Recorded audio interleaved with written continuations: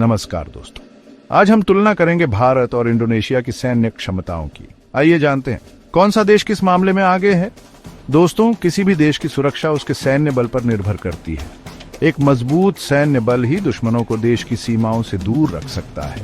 इस वीडियो में हम भारत और इंडोनेशिया की सैन्य ताकत का गहन विश्लेषण करेंगे। हम देखेंगे कि दोनों देशों के पास कितने सैनिक हैं, उनके पास कौन से हथियार हैं और उनकी सैन्य रणनीति क्या है। दोस्तों, किसी भी देश की सैन्य ताकत का अंदाजा उसके सैन्य बजट से लगाया जा सकता है। भारत दुनिया का सबसे बड़ा लोकतंत्र अपनी विशाल आबादी और भौगोलिक विविधता की रक्षा के लिए एक मजबूत सैन्य बल पर बहुत ध्यान देता है। भारत का सैन्य बजट लगभग 67.4 अरब डॉलर है, जो दुनिया का तीसरा सबसे बड़ा सैन्य बजट है।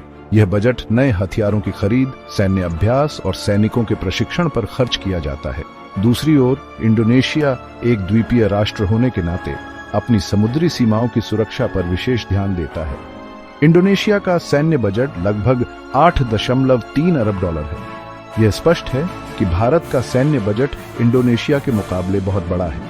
यह अंतर दोनों देशों की अर्थव्यवस्था और सुरक्षा चुनौतियों को दर्शाता है। भारत को अपनी सीमाओं पर चीन और पाकिस्तान जैसी चुनौतियों का सामना करना पड़ता है, जिसके कारण उसे अपने सैन्य बल को मजबूत बनाना पड़ता है। इंडोनेशिया को आतंकवाद और समुद्री डकैती जैसी चुनौतियों का सामना करना पड़ता है। यह कहना गलत नहीं होगा कि दोनों ही देश अपनी अपनी परिस्थितियों के हिसाब से अपनी सैन्य क्षमताओं को मजबूत बनाने का प्रयास कर रहे हैं। दोस्तों, एक मजबूत सैन्य बल के लिए संख्या भी उतनी ही महत्वपूर्ण है जितनी की तकनीक।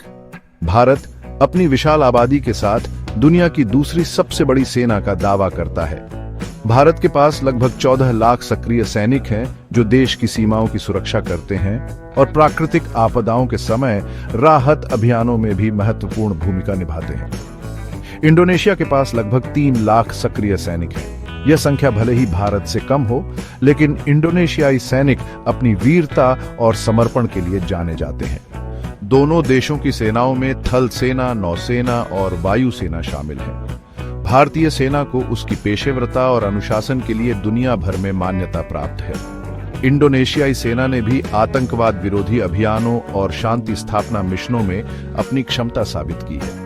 यह कहना गलत नहीं होगा कि दोनों ही देशों की सेनाएं अपने अपने क्षेत्रों में महत्वपूर्ण भूमिका निभाती हैं और अपने देश की सुरक्षा के लिए हमेशा तत्पर रहती हैं। दोस्तों, आधुनिक युद्ध में हवाई शक्ति का महत्व किसी से छुपा नहीं है। भारत अपनी वायु सीमाओं की सुरक्षा के लिए एक शक्तिशाली वायुसेना रखता है।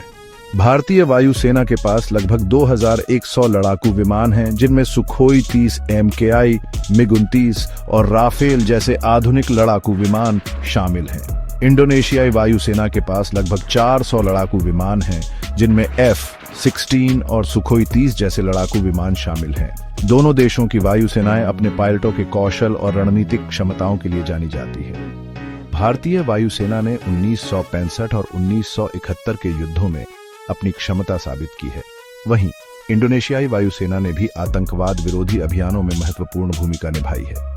यह कहना गलत नहीं होगा कि दोनों ही देशों की वायुसेनाएं आधुनिक तकनीक और कुशल पायलटों के साथ अपनी अपनी सीमाओं की सुरक्षा के लिए हमेशा तैयार रहती हैं। चैप्टर 4। दोस्तों, भारत और इंडोनेशिया दोनों ही देशों की समुद्री सीमाएं बहुत विशाल हैं। समुद्री व्यापार और समुद्री सीमाओं की सुरक्षा के लिए एक मजबूत नौसेना होना बहुत जरूरी है। भारतीय नौसेना के पास लगभग 295 जहाज हैं, जिनमें विमान वाहक पोत, पनडुब्बियां और युद्धपोत शामिल हैं। इंडोनेशियाई नौसेना के पास लगभग 130 जहाज हैं, जिनमें युद्धपोत, मिसाइल नौकाएं और गश्ती नौकाएं शामिल हैं। दोनों देशों की नौसेनाएं समुद्री डकैती, तस्करी पटने के लिए निरंतर गश्त करती रहती है। भारतीय नौसेना हिंद महासागर क्षेत्र में एक प्रमुख शक्ति मानी जाती है। वहीं इंडोनेशियाई नौसेना दक्षिण पूर्व एशियाई क्षेत्र में अपनी महत्वपूर्ण भूमिका निभाती है। यह कहना गलत नहीं होगा कि दोनों ही देशों की नौसेनाएं अपनी अपनी जिम्मेदारियों को निभाने के लिए तत्पर रहती हैं और समुद्री सुरक्षा सुनिश्चित करने के लिए प्रतिबद्ध हैं। दोस्तों, परमाणु हथियार किसी भी देश की सैन्य क्षमता का एक महत्वपूर्ण पहलू होते हैं। भारत एक घोषित परमाणु शक्ति है जिसने 1974 में अपना पहला परमाणु परीक्षण किया था। भारत के पास परमाणु हथियारों का एक विश्वसनीय भंडार है जिसमें परमाणु बम और परमाणु मिसाइलें शामिल हैं। इंडोनेशिया ने परमाणु अप्रसार संधि पर हस्ताक्षर किए हैं और वह परमाणु हथियारों का विकास नहीं करता है। यह कहना गलत नहीं होगा कि परमाणु हथियार एक डिटेरेंट का काम करते हैं और ये किसी भी देश को बाहरी हमले से बचाने में मदद करते हैं। दोस्तों, आधुनिक युद्ध में सिर्फ सैनिकों की तादाद ही मायने नहीं रखती, बल्कि उनके पास मौजूद हथियार और उपकरण भी बहुत महत्वपूर्ण होते हैं। भारत ने पिछले कुछ दशकों में अपनी सैन्य क्षमता को बढ़ाने के लिए काफी प्रयास किए हैं। भारत के पास T-90 टैंक, सुखोई 30 MKI लड़ाकू विमान और अरिहंत 6 पनडुब्बी जैसे उन्नत सैन्य उपकरण हैं। एशिया भी अपनी सेना को मजबूत बनाने के लिए प्रयास कर रहा है। इंडोनेशिया के पास लेपर्ड 2 टैंक और F-16 लड़ाकू विमान जैसे कुछ उन्नत सैन्य उपकरण हैं। दोनों ही देश अपनी सैन्य क्षमता को और मजबूत बनाने के लिए नए नए हथियारों और उपकरणों का विकास और खरीद कर रहे हैं। दोस्तों, किसी भी देश की सैन्य ताकत का असली इम्तिहान युद्ध क्षेत्र में होता है। भारतीय सेना ने अपनी वीरता और बलिदान की अनेक गाथाएं लिखी हैं। भारत ने 1947 में आजादी के बाद से कई युद्धों और सैन्य अभियानों में भाग लिया है। 62 का भारत चीन युद्ध, 1965 और 1971 के भारत पाक युद्ध और 1999 का कारगिल युद्ध शामिल हैं। इंडोनेशियाई सेना ने भी अपने देश की सीमाओं की रक्षा और शांति स्थापना के लिए कई अभियानों में भाग लिया है। ये कहना गलत नहीं होगा कि दोनों ही देशों की सेनाएं अपनी अपनी जिम्मेदारियों को निभाने के लिए तत्पर रहती हैं और अपने देश की रक्षा के लिए किसी भी बलिदान के लिए तैयार रहती हैं।